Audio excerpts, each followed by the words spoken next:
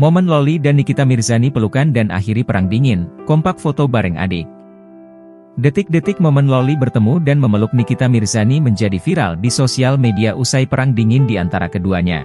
Dari unggahan Instagram @itsofficial Laura Fans nampak membagikan sejumlah potret Loli.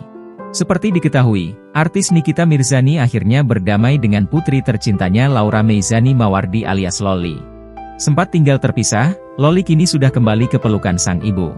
Momen pertemuan keduanya di sebuah restoran usai perang dingin pun viral di media sosial.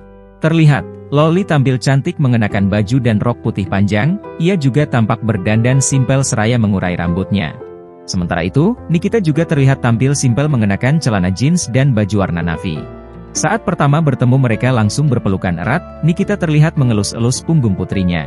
Begitu juga Loli, ia tampak mengelus-elus sang ibu, mereka pun tampak saling berbicara dan tersenyum bersama.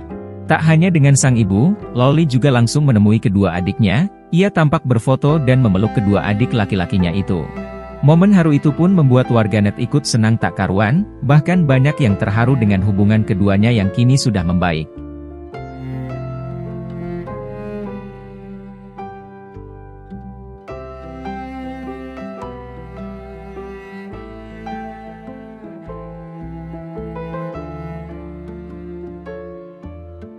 Download Tribun X sekarang, menghadirkan lokal menjadi Indonesia.